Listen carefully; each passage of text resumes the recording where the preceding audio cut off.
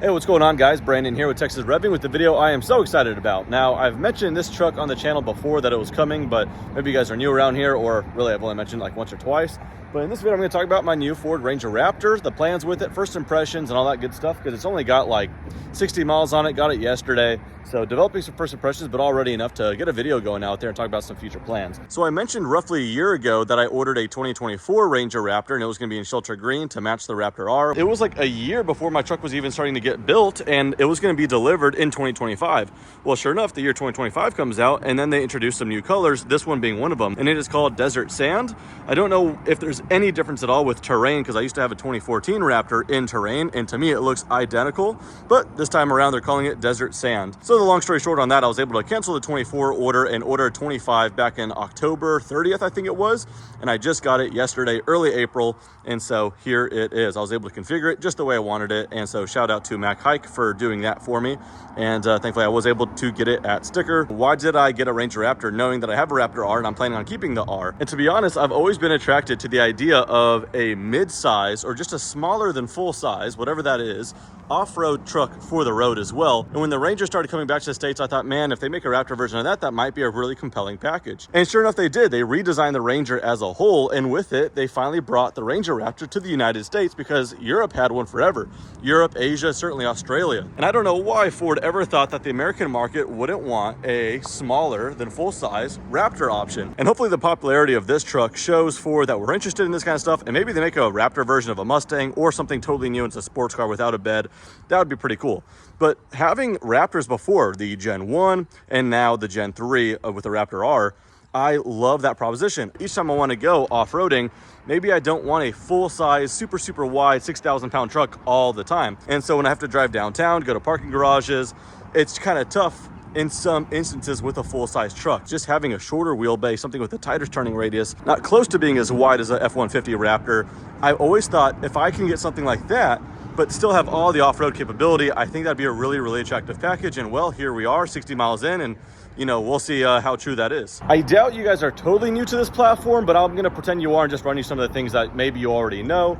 And we're just gonna go into it and talk about first impressions that I wouldn't have picked up on until I got the truck, because before this, I never really had a whole lot of road time or anything with the Ranger Raptor. We'll go ahead and show off the engine bay. I've only opened this one time. Let's go ahead and do it again. No hydraulics, you just have to hold it with the stand here, but there it is. As clean as it will ever be. It will not stay like that long, I can tell you that. But pretty cool engine. Now, coming from a V8 household and a total V8 snob, I can appreciate this engine. This is a 3-liter twin-turbo V6 that before this Ranger Raptor was only in the Bronco Raptor. And from the factory, it's got 405 horsepower, which for this segment of trucks is freaking amazing. Back just a little over 10 years ago with the Gen 1 with the V8, that was getting a 411 horsepower with premium fuel and a much bigger package. So 405 here. Honestly, it probably won't even stay in this form too long. Ford Performance has a ProCal tune, and I'm gonna end up tuning this truck with that Ford Performance tune. It's got a warranty, all that good stuff, but it bumps the horsepower another 50 horsepower. Torque is up at least 50. I gotta double check the numbers, but I'm not in a rush to do that. I kind of want to break the truck in. Like I said, it's got under 100 miles. I'm gonna break it into maybe about 1,000, drive it pretty leisurely up until then. After 1,000 miles, I get an oil change. Then I get some more impressions romping on it as stock, and then I'll get the Ford Performance tune installed just to really get to know it in all forms, just to see what difference it really made. I have to say, this thing actually sounds pretty good, and it does it honestly. There's no fake sound coming from speakers. There's no inauthentic anything. The sound you hear is the exhaust tone, and I have to say it sounds good. It doesn't try to fake a V8 sound. It's not a V8, but for the purpose of this truck, like an off-roader kind of thing, it's almost like a road-going side-by-side, and it just sounds sporty and peppy. And I don't know, I actually always thought the Raptors, even with EcoBoost, have sounded good ever since like the Gen 3s come out. I think they really got it down pretty good. It's just a really nicely sized truck. However, there's this one thing that's kind of interesting about it. I'm not going to remove the side steps. One, I think they look cool, but definitely functional. It's going to kick up a lot of rock chips here, and this shields a lot of that from happening. So those are going to stay on there. But I've seen a lot of people remove them, and I finally understood why. The F-150 Raptor is tall enough to where it justifies, you know, stepping on the side, and then you grab this pull handle that's on the F-150s, not on the Ranger, and you get all the way up there, and it's worth doing. I don't think I'm too short. I'm about 5'11", and the F-150 is that right height for me to use that step up. With the Ranger, it's short enough to where I really don't need to use this, but it's so wide that it's so you know, awkward not to. Like I can't just put my right or left foot first and ignore the side step because it's just so wide. So I still step on there, but if I totally extend my leg the way I would on like the F-150, I am just way too tall. So then I end up doing like a little squat into it. So it's just a weird height. And the same thing getting down. The ground's right there, but I can't quite step to it because this thing's so wide. So I end up stepping on it. I get way too tall and then I come back down. Obviously not the end of the world. It's just a different height thing. So it's just interesting. I end up kind of like holding a squat, getting in and getting out. To be honest, because I've never had a midsize truck before, I really didn't know the expectations of, you know, what to expect for the rear occupancy and the comfort levels. I heard not so great things for all midsize trucks, but I think this has got to be one of the better ones in the segment. This seat right now is adjusted perfectly for me. And again, I'm about 5'11". And so being adjusted perfectly, let's go ahead and show you this right here. As far as leg room though, no, it's not as much as the F-150. We wouldn't expect so, but I'm not complaining at all. I can tuck my feet under the seat. Got plenty of knee room. Close this up. And just overall, I could be here for a decent amount of time. Flip the camera around, and here's the headroom. Not too bad. You know, first time sitting in the Ranger Raptor back seat with the front seat position for myself. This is really nice, not too bad. But what you do lose though is air. There's no airflow back here at all. You got USB-C, USB, and what is this? That is a standard kind of like household plug there, and a little cubby, but there's no air vents here at all. I will say the cabin is definitely smaller than F-150, so it takes a little less time to cool down, but still, the bench is in one piece. You pull this thing to get it risen up here. Storage, pretty small. You got your, you know, repair kit here, or to swap out to the spare. You got a little bit of storage here, actually a little deeper than I thought there, and then another cubby right there. I got the ProCal tune sitting there just waiting to be installed. But again, yeah, the bench moves all in one piece. I don't mind it, but some people brought up a good point. If you have like a child seat or something like that, then it gets annoying because you could just put the child seat where it wouldn't keep moving up, but the whole thing has to move. Not a problem for me at this stage of my life, so we'll see. The bed's 5 feet, so a little shorter than standard, and obviously not as wide.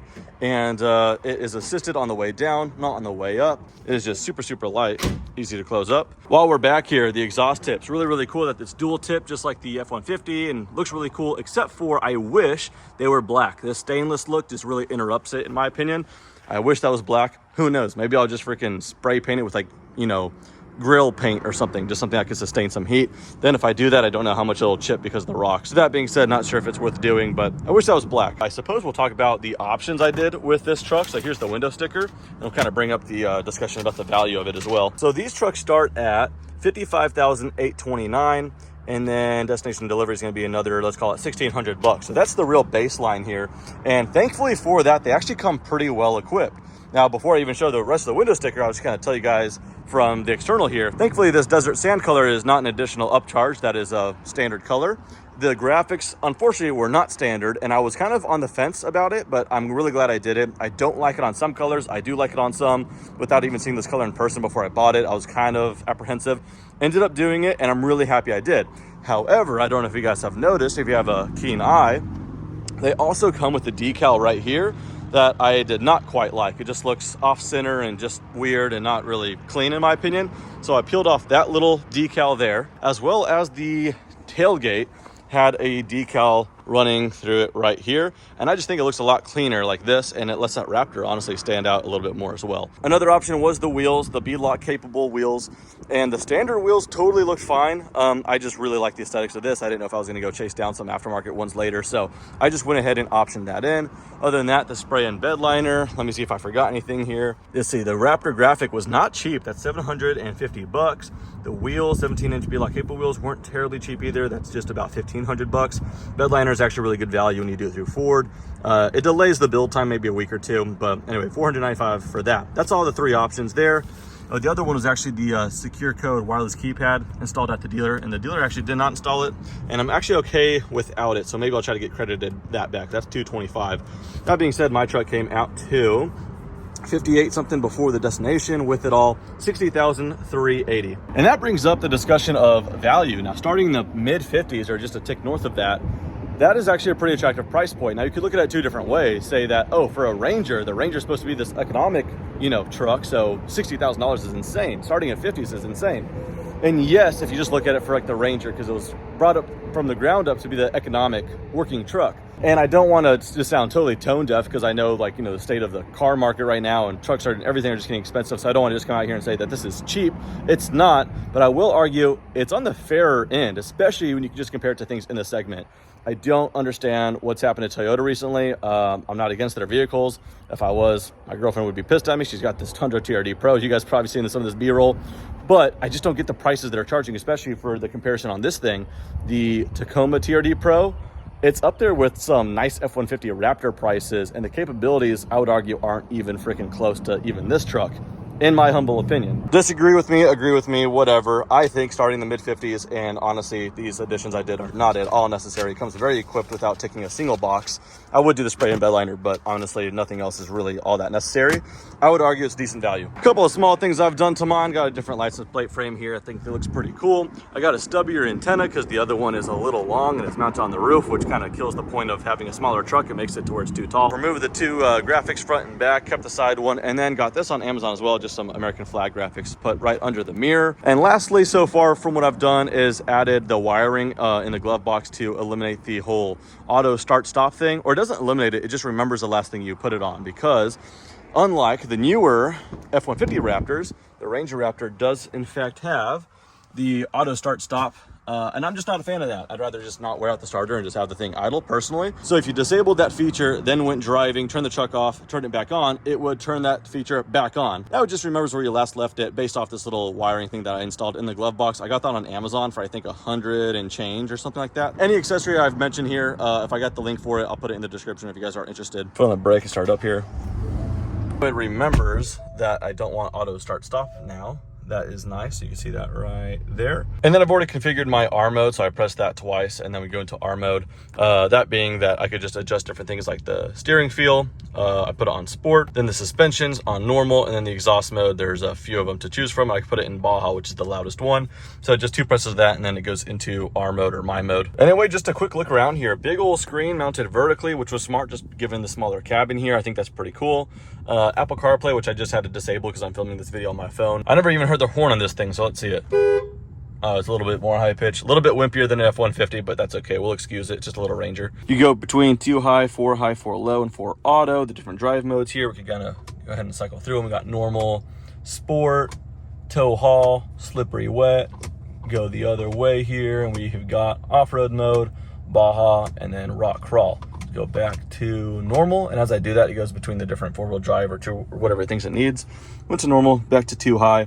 This is pretty cool. One little complaint I initially had was, oh my gosh, where do you lock your front and rear lockers? It's a cool feature this truck has. I wish there was a tactile button. I don't want to go through a whole menu system to get there. Thankfully, although there's no tactile button, the menu is just one press away. You literally press this off-road button and then give it a couple seconds, and then there it is. So you can lock your front and rear lockers, and then hill descent control or whatever. I probably won't be using that too often, but the lockers I will. And so that's just one press away to get it to jump on screen, so you don't have to go through like a home menu and all that stuff, which is pretty cool. Auto start stop, not gonna be using that anymore. Traction off, definitely gonna be using that when this thing gets broken in. Park assist, park brake, I think I already mentioned that. This is kind of cool. You got a little shelf here to put some stuff, standard glove box right here, and then a little second glove box up top. It's kind of small, but it's quite nice. You don't have an option for a sunroof on the Ranger Raptor series of trucks. Some people are sad about that, some people don't care.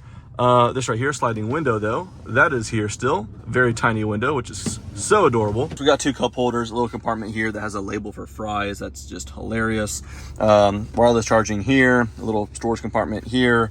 Hazards, blah, blah, blah, blah, blah. We got our paddle shifters made out of, I don't know what that is, magnesium, I think. I really like the steering wheel for this particular truck. It's smaller than F-150s for sure, but very, very comfortable and just feels very sporty. I keep finding things to talk about, but tell you what, if I miss anything, or if you guys want me to talk about it some more, this is just a first look video, so we'll get into it a little bit more. I really just kind of want to go drive it. So let me know down below if I missed anything important or something worth talking about as far as more impressions, but naturally I'll probably get some more as I keep driving it. But before we do drive it, let's try to hear the exhaust a little bit. I don't know if I could put my phone somewhere, but let's start off with maybe some revs from the inside. Again, I don't want to rev it too crazy, just given that I'm still kind of breaking it in. Let's go ahead and start on the quieter one here. Let's go, actually, yeah, we'll just do quiet mode and give it some revs.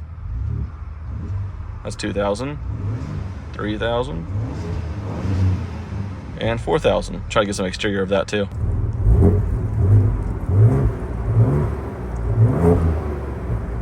We'll go into normal now, give it a couple revs here.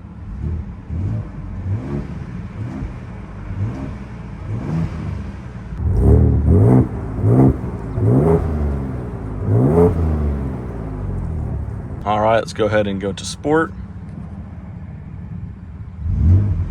Definitely the biggest jump so far.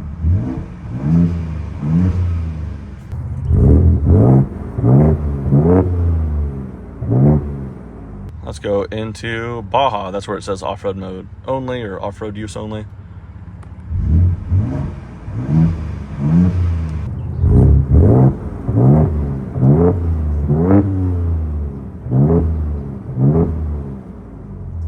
The jump from sport to Baja is not that big.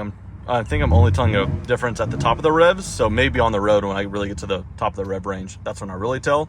But just revving it under 3,000, not a big jump. Mostly from normal to sport was the biggest.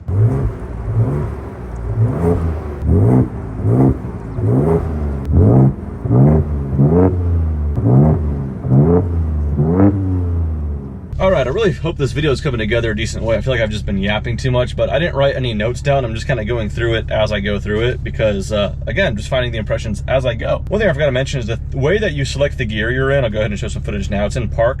Kind of interesting. I heard a lot of complaints about this before I got into the truck, and right away my impressions were, oh, it's not as bad as people made it out to be. And that is that, you know, park, reverse, neutral, drive. To engage it, there's a button here, but it's M for manual shifting if you want to use the paddle shifters. You would think you press that and pull it back, but actually it's this other button right here. So you press that and put it all the way into drive. Between drive and park, super easy, all the way up and down. And then reverse, one time I put it in park on accident. I tried to go in reverse and, you know, went all the way to park. It's okay. The clicks are actually very, very tactile. Pretty steep incline right here. On rear wheel drive only, the F-150 never has a problem.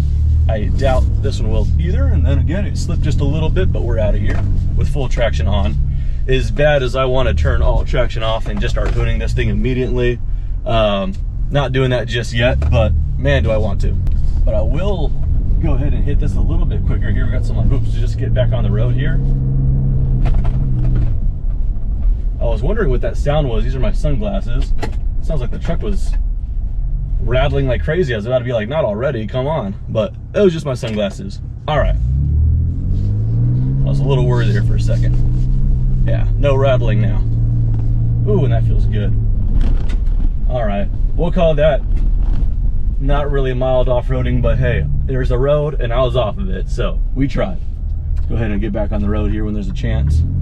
All right, man, I can just tell though, this is gonna be a very, very fun truck, just given the size and the nature of everything. It just seems more, not a sports car by any means. It's not a sports car, it won't handle like one, but way closer to that line than the F-150 Raptor. Given the size, the suspension travel, it's more boaty as it should be given the task of the F-150 Raptor. This can do the off-road stuff, but it just seems a little bit more like you could just grab it by the scruff and just kind of wheel it around. That's the impression that I was getting when I watched other people's videos off-roading it, and just a little bit, just, you know, the mileage I got, some of it off-road. I want to turn traction off in this thing, lock the rear diff, and stay in rear wheel drive so badly and just do some hooning. That's what I really want to do with this truck. However, when we talk about on the road, some impressions I picked up on were interesting in the sense that I knew this going into it, but just confirming, it's not a rough riding truck by any means. It's just not as soft as the F-150. Crazy part about the F-150 Raptors is just the fact that they ride like Bentley SUVs, given that they're still turning big old knobby tires. And this one feels more like the off-road truck that you're driving on the road, and not a bad way either. We'll go ahead and quiet the exhaust here. Makes it a little bit better, but it's got more road noise. Maybe it's wind noise, more tire noise, whatever it is. There's just a little bit more noise and not so much buzz, but just you feel it a little bit more in this, for better or worse. If you just want this luxurious truck, this definitely doesn't have that on the end that, I don't know about the Bronco Raptor, I haven't driven one, but the F-150 has this level of luxuriousness to it that I actually didn't even expect until I started driving my very own. Talking about the 24 plus model year from my experience anyway.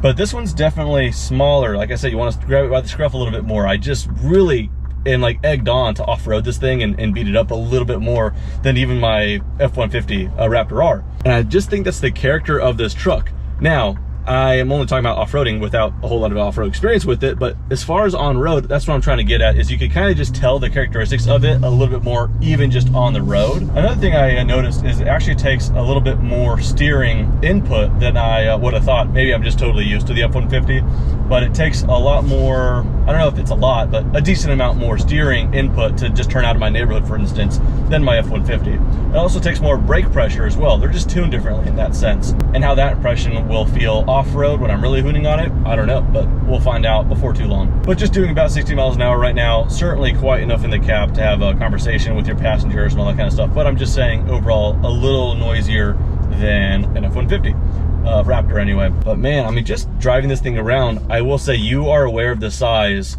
right away. Right when I pulled out of the dealership, really nice Aston Martin there in dark green, very nice. I get distracted easy. Right when I pulled out of the dealership, I was aware of how less of the lane I took up than the F-150 Raptor.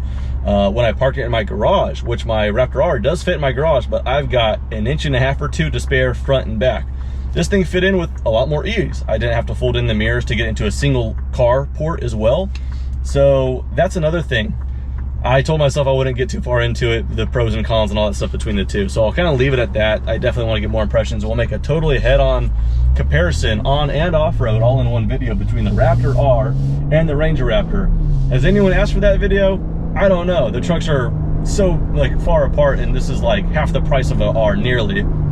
So I don't know if the people want to see that video, but I know I wanted to see that video, and there's really not one out there right now. So I think it'd be a fun comparison, certainly. So I'll do it. But just know this, 70 miles in on the truck, and I am enjoying it. It's so far what I expected. A little bit more maneuverable in a sense. It just wants to be driven, I could tell, spiritedly, and I'm not giving it to it just yet because I want to break it in. But so far on the road, just driving it the way I have, it is what I expected, and I expected it to be a very, very fun truck, but I was just impatient. I had the truck in my driveway. I wanted to share it already, and so happy to say the Ranger Raptor has landed. That does it for this video. Thanks so much for watching. See you guys next time.